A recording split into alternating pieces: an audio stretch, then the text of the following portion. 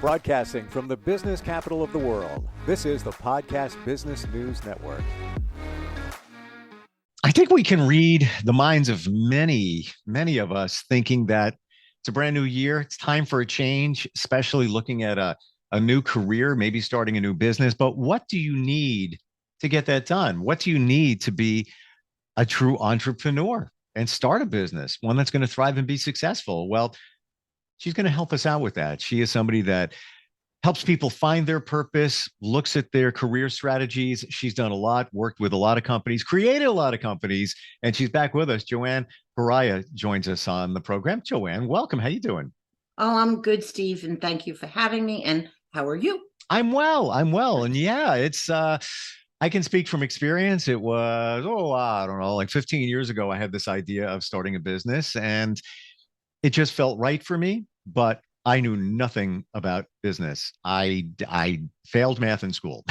It was like all of those things, but That's I didn't know what I accountants. needed. Yeah, but where do you start when you're thinking about being an entrepreneur, starting a business, maybe pivoting to a different direction? What are some of the things that you should have in mind before you even move forward? Well, on the high level, okay, again, you need, when you are starting a business, it's like, what business are you starting? What product are you selling? Products? Are you selling a service? And what you have to also do is find out, is there a need for that product or service? And then how you're going to market it. Because basically that's really what it's all about. I mean, you know that you're a marketing person. So you have to be investigative. You have to be probably social also. These are part of the, let's go into John Holland's RISAC, which is realistic, investigative, artistic, social, enterprising, and conventional. And you really need to see if you have those talents and gifts. And if you don't, in order to start a business, is you better get cracking. And you better figure out, because you could have the best product in the world or the best service, but if you don't market it properly, it's going to go nowhere. You know, I mean, decades ago, okay, you might remember the pet rock. And you know, Sure. And again, remember Crazy Eddie? Yeah, Jerry Carroll. He did that commercial. If you're not familiar, it was a electronics chain in the New York area, and you remember it because it made a mark. And it was just this guy. He was a disc jockey and an actor, and all he said was Crazy Eddie's prices are insane, and he was just insane, but it was memorable. And were the prices insane? I don't know. They were. He had, you know, we lived in Manhattan. He had stores in Manhattan. You know, it was always. But wait a second. You said he had stores. That guy didn't have the stores. They just hired him. Oh, you're talking about the voice. I'm really talking about the real stores. Crazy Gotcha. Eddie. Gotcha. Okay. I don't know if you were, but it's funny how it sounds like you're associating that guy. Right. No. I'm talking about the real Crazy Eddie who ended up being not a good guy. Yeah, there was. He got into trouble, but we all do. But he marketed beautifully with that guy you were talking about, who used to sing, "When you think you're ready, come to Crazy Eddie." You know, and I even still remember that, and that's what, 40 years ago. So yeah, it made a mark. Right. Yeah. And I'm really only 10, so no, it made a mark. But again, back to how he did that, how even the Pet Rock did that. And part of those, you know, talents and gifts that you need, especially for being an entrepreneur, are really basically investigative, enterprising, social. Do you have those innate talents? And if you don't, then you better get cracking on how to get them. And again, so if you want to even focus on being enterprising, because that really, to me, is the main crux. You know, again, I think I've mentioned about somebody who I knew very well, who sold his business, real high techie kind of guy. And, you know, I said, just please take the test for me. And he came out enterprising, which is really the entrepreneurial. I mean, that's the one. So if you want to go into, let's say, well, what are those talents that you need? One of them, I mean, think about it. It just makes sense. You're starting a business. Okay. You're selling a product or a service, because that's usually what a business is, correct? I mean, so you better be able to persuade people. Mm. How are you going to persuade them to, let's say, look at your product or brand? There's a whole thing to this. So can you do that? You have to have that, and you have to like doing it. Again, a lot of these purpose cards that I use, they call them calling cards, that then relate to the John Holland self-directed search, which also I do with people. We do both. I lost my train of thought because I Well, have you know so what? many thoughts. I'm totally on your page there, and the power of persuasion is so important. Many people don't have that skill or aren't salespeople, but I find if you come off genuine, you believe in what you do, people feel that you're not BSing them, that you're being real, and I feel most importantly that you offer value. Why are Yes. they going to use you over somebody else? And you could be selling the same services or even a product that other people are, but what makes you different? Do you rise above that? And do you look like the expert? Because it's a Yes. logical decision when somebody's going to make that choice to buy. People want to buy, people don't want to be sold. So if you can persuade them to realize that you have something and you have value, they're going to gravitate toward you. Right. And probably one of the first things you should do, unless you invented, the pet rock and nobody else, had the pet rock, you have to look at your marketplace and realize, all right, why am I different? What makes me, truly unique? What's my selling property here in this market? And how am I going to forge through? But, you think of the times we talk about Crazy Eddie back in the 70s. There was no social media.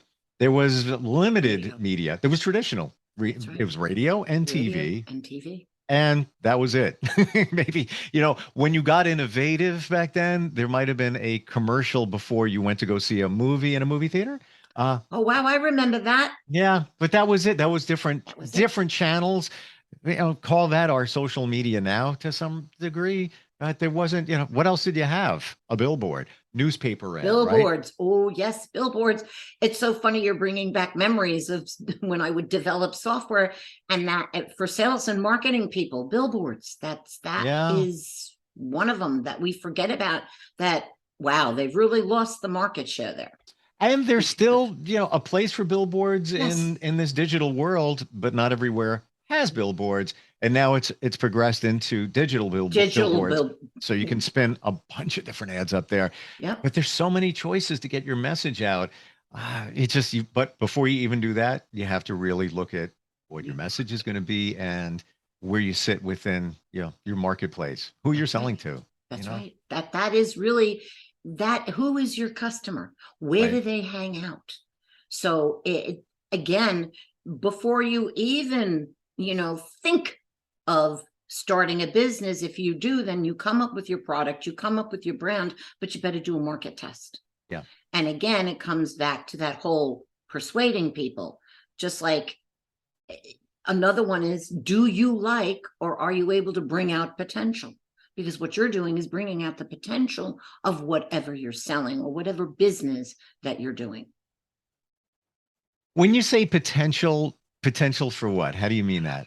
Well, I think the way that this question is asked is, do you like to bring out potential of, you go down to the nitty gritty of, do you like to bring the potential out of people? Meaning, if you're a manager, do you like to make sure that you're getting the best out of people? Do you want to get the best out of what your market is or how you're going to do it? So it's, what is the potential? I had a conversation with somebody the other day who had a company and a larger staff, call it like 15 people, and he pulled it all back to just five key people and it wasn't just about the economics. He found that they just were all scattered and they just weren't really fully vested. So taking those five best players and really making them feel that they have a stake in the company, it made such Potential. a huge, huge difference. He saw the potential in those people. Exactly. Exactly. And that also leads me to sometimes where my next step may or may not be is, I would love to take these purpose cards or the self-directed search and bring it to corporations to have some of their staff take it to see, are they bringing out their potential? Are they really in the position that is best for them? Because remember, if we love what we're doing, we're going to give it away, and it's just going to make everybody happier. Yeah. So, And that's your life purpose. You talk about that all the time. And I always say, whenever you say that, when we mean give it away, we mean for compensation. oh, absolutely. It's not like Absolutely. give it away, give it away, give it away. No, No. You have things to give, but it's give and receive. So you receive Yes. in place of giving, but you're giving the best you have to give because you figured out what your true purpose is based on those cards, and your process, which I think is a great idea. Taking that to companies and really analyzing their players and what their strengths are. And each individual employee may look and say, oh, I didn't realize I had a strength there. And it's, Exactly. aha moment there. Exactly. Okay. Sorry. It was actually Cat funny. walked by.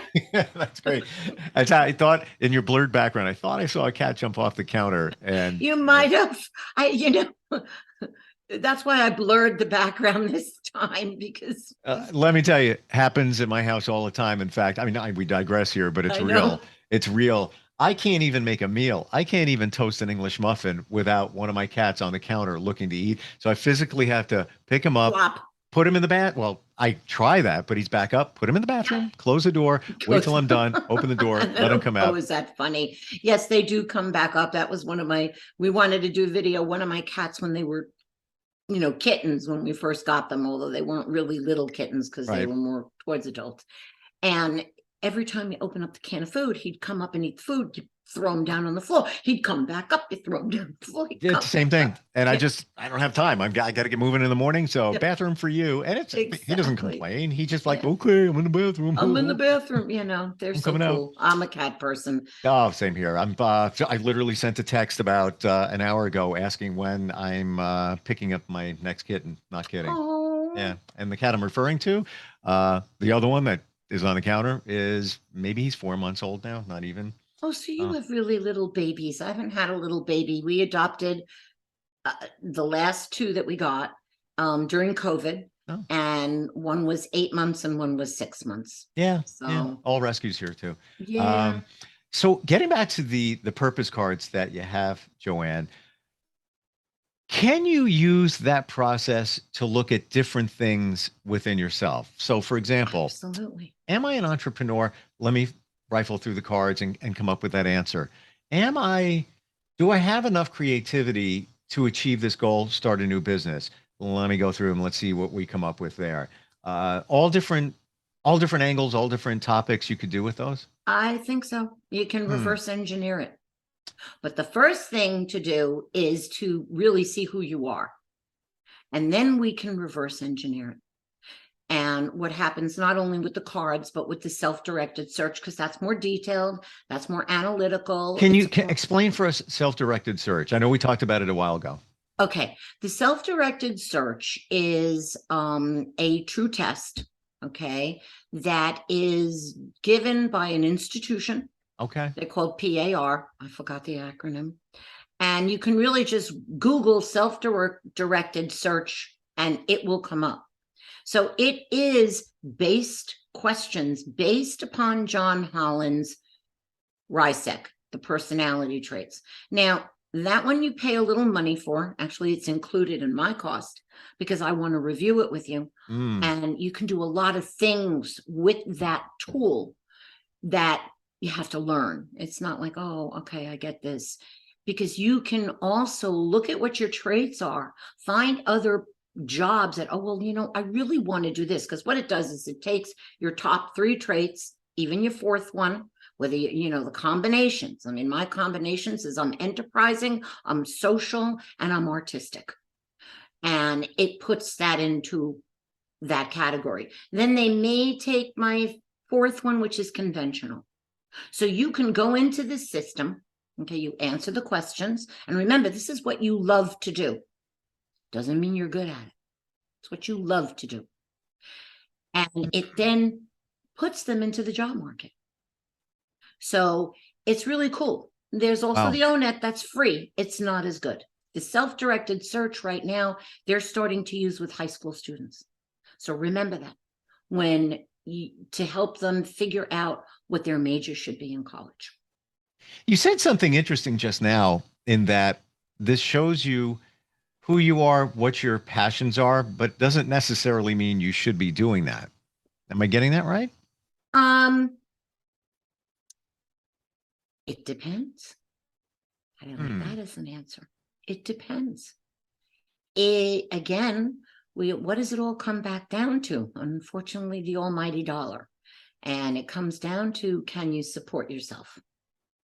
So if all of your passions and your love is the entertainment industry and you want to be an actor, but again, your brand isn't what they want to look at, because how many gorgeous blondes are out there? How you doing? How you So you then have to repurpose those talents and skills so that you can do it. But yeah, that's why it's learning about yourself. You know, interesting. You just gave me an idea where, let's say, this is all hypothetical, but let's say you're somebody who's, great looking blonde person, and you think that you have the skills to be in movies or a TV show, sitcom, whatever it might be. And maybe you've tried, you're pounding the pavement, but it's not happening.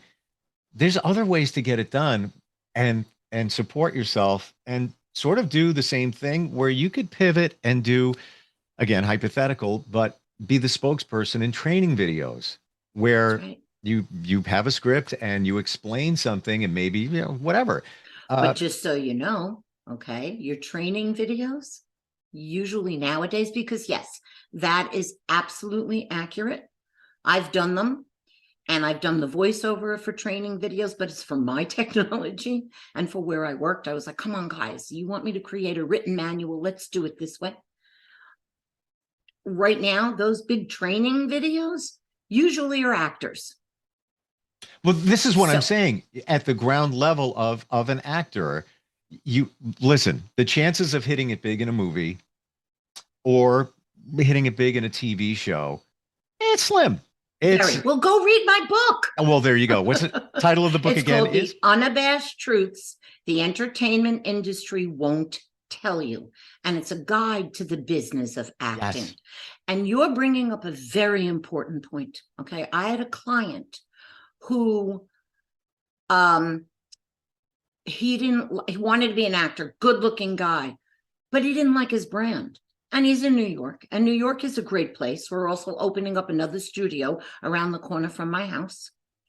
And he did not like his brand because I was honest. That's one thing I will tell you. Honesty. Define he didn't like his brand. How do you define his brand? Brand was a drug dealer. Okay, so it's funny you should say that because I don't want to take up too much time, but somebody asked me to read. It's called a table read. Yeah, of course. For all about it. That's what you should be doing also. That's what I tell people to do. But wait, I was asked to do this read as one of the characters, and it's mob connected. The show is mob connected. All right, people, here it is. I've never acted in my life. I don't claim to be one. I don't aspire to be one. I was like, all right, I'll help you out. And I think I could do it. And it would be fun. Haven't really made that decision yet. But I get what you're saying in terms of, let's say if I was going to go down that road, let's say I was cast for this show, then you would have been typecast as somebody that's, connected to mob TV shows. So what you're talking about, the guy's brand based on his history in the biz, was a mob kind of guy. Yep. Right. And you brought up a lot. You just made my mind go, for example, okay, you were given a gift. You know what your gift is? I don't know. Your voice. Okay, fair enough. Okay. And my husband has a voice. Okay. But he wasn't given the gift or the interest or the talent to say, because I tried, I had him do a voice over a cassette tape. Okay. So that's, here we go again. What is your gift? And you were given that gift, so you're taking it that way. And being, some actors, like I once had a conversation because yes, Clubhouse was really big. You got some Hollywood people on it.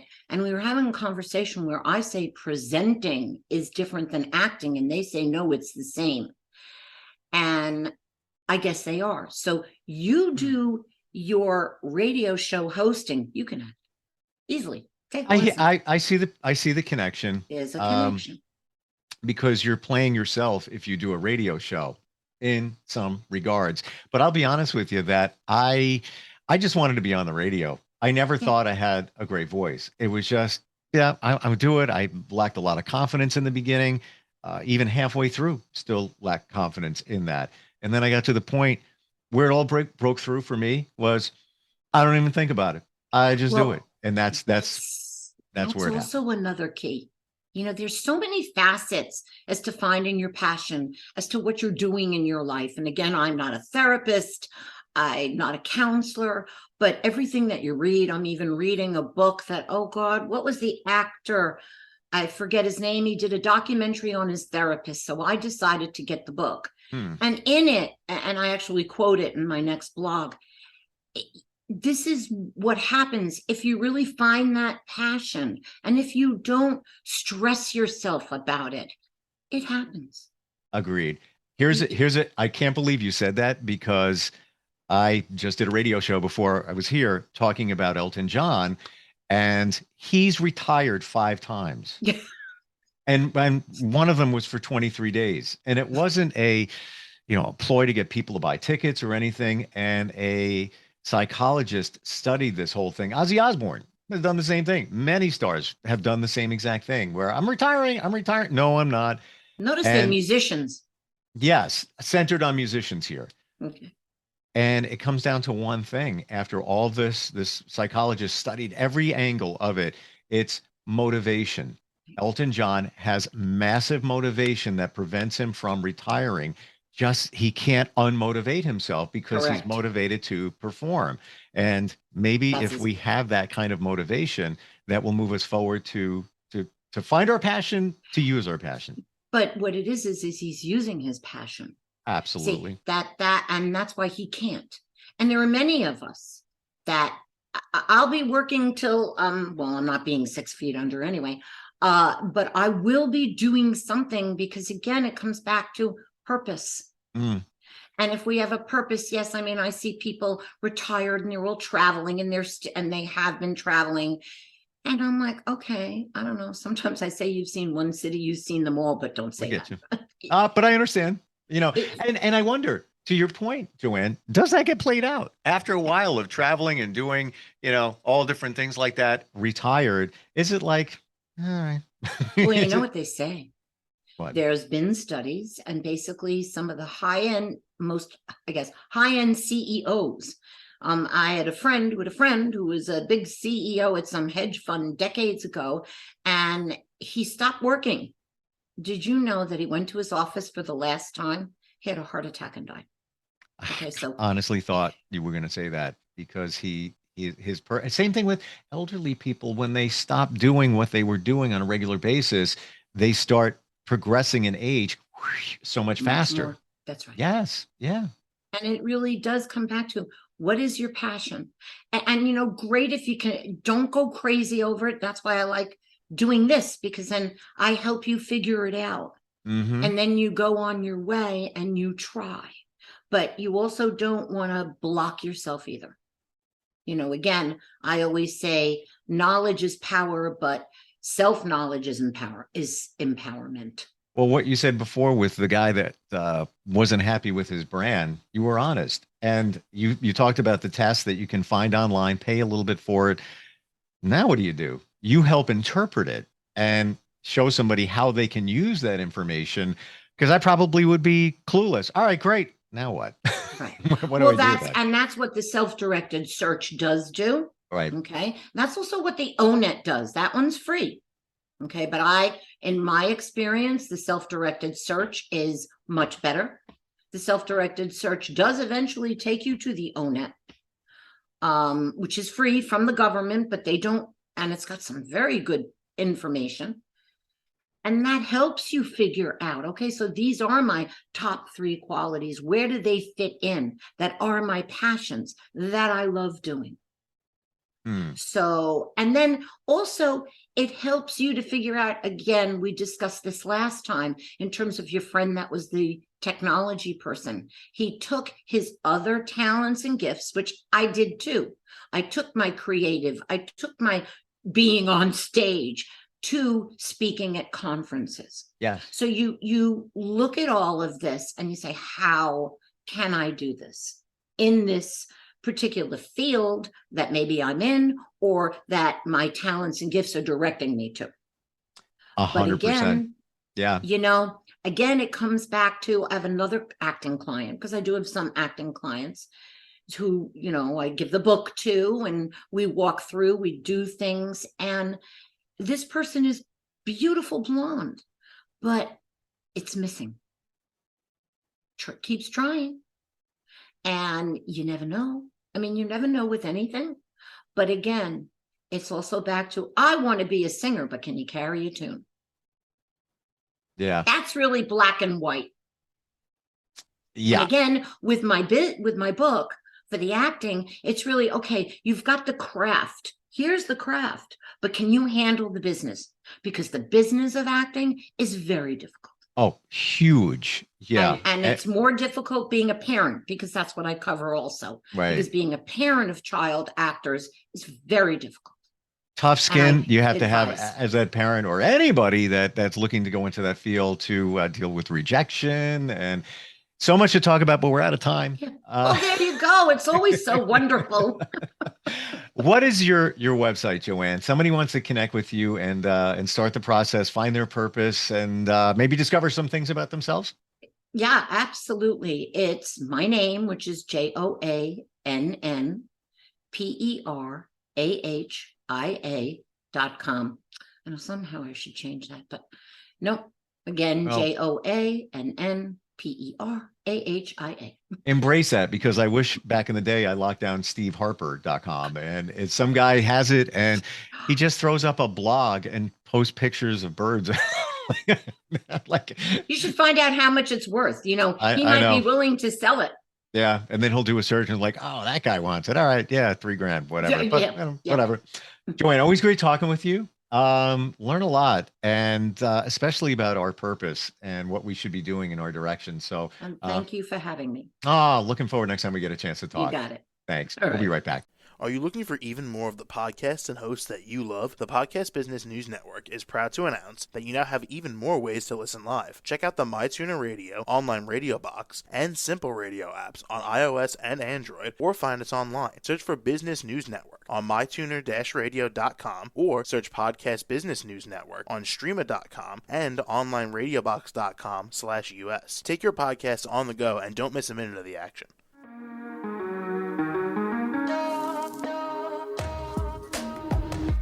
Broadcasting from the business capital of the world, this is the Podcast Business News Network. For nearly 2,000 severely injured veterans, everyday life has become filled with barriers. Day-to-day simple tasks can become pretty daunting. I have to carry my chair up 2 flights of steps or have somebody do it for me. What scares me the most is just the falling. When I'm struggling with my house, I think, to have that one great barrier just knocked down, it's crucial.